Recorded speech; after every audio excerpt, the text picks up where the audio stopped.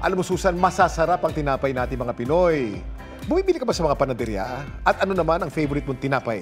Sa panaderia, gusto ko yung monay. Monay. At saka pandesal. Ay. Of course, di ba? Ikaw?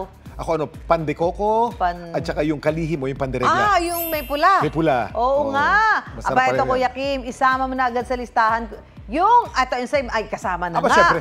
Nasa tamang timpla na may kasamang tiyaga, siguradong ang negosyo magbubunga. Yan ang aking kwentong dapat. Alam mo. Pagdating sa tinapay at nag-uumapaw na keso, ang mga Pinoy enjoy kainin ang ensaymada.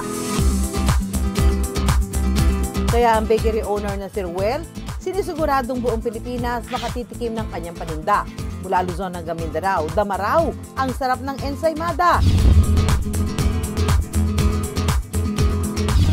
Mula sa maliit na panaderya, hindi na raw nauubusan ang ginagawang tinapay dito sa Sampaloc, Manila. 2018, medyo nakaipon ako ng konti. Since OFW nga ako, syempre, I decided na talagang bumalik ng Pilipinas para simulan yung maliit na business. Sa maghapon, kaya rin nilang makabenta ng higit 3,000 piraso ng ensaymada. Dati kasi mga ano lang yun eh, mga 100 ganyan. Ngayon umaabot siya ng thousands. Depende sa month, depende sa days. So nakakarating yan hanggang Mindoro, minsan hanggang Cebu, Baguio, Bicol, Quezon, sa Cavite, malaking market. Dapat alam mo na hango ang salitang ensaymada sa Sime, isang uri ng lard o tinunaw na taba ng hayop na ginagamit sa ensaymada mallorquina ng mga taga-isla ng Mallorca sa Spain ayon sa librong Oxford Companion to Food. Mano-mano nilang minamasa, hinuhulma at hinuhurno ang libu-libong ensaymada. Medyo hands-on ako eh, medyo focus ako sa tao, focus sa products, focus sa marketing. Importante talaga sa may-ari, nagko-quality control. Kapag naluto na ang tinapay, pinalalamig ito at saka palalamanan at papahira ng buttercream. 6 ang flavors nito, ang classic na pinaibabawan ng sandamakmak na keso at ang salted egg ensaymada. Pinatatamis din ito ng dulce de leche, halaya o leche flan at ang crowd's favorite, ube crumble. Masarap po siya, malambot. Tapos yung butter niya, creamy pa rin, napakasarap. Yung cheese, umagaw sa lasa sa buttercream niya. Tsaka yung ube, masarap. Ang sarap na kombinasyon. 2 for 100, makakatikim ka na ng ensaymada. Meron din tayong tinatawag na naka-box, yung mga pangregalo naman. Maraming nag-patronize, maraming naging resellers.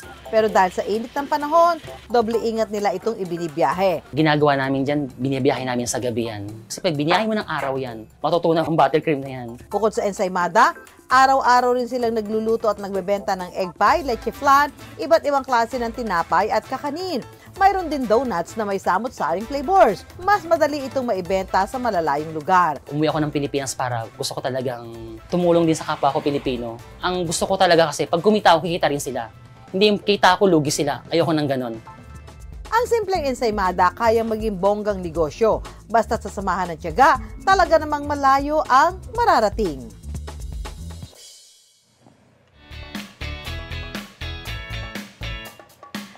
Basta't mga pagkaing trending!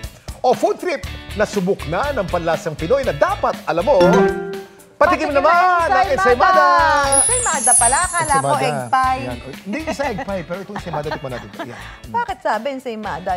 Ako pa naman, feeling ko pa naman, naka-ready na ako sa egg pie. Masarap ito. Sige na nga. Meron siyang itlog na pula sa gitna. Oh? Na perfect ang pagkaalat kung ikukumpara sa tamis. Yung mantikilya. Kasi ayokong kagatin, mamaya magsasalita na naman ako eh. Biglang may lang magpapibig natin, di ba? So kunwari lang eh, social tayo. Social tayo titikim. It's good! Commercial break, direct. Commercial break. Kain muna kami. Sarap! Ang lasa ng classic ensaymada, legit na legit! Sabi ko eh, magsasalita na naman eh.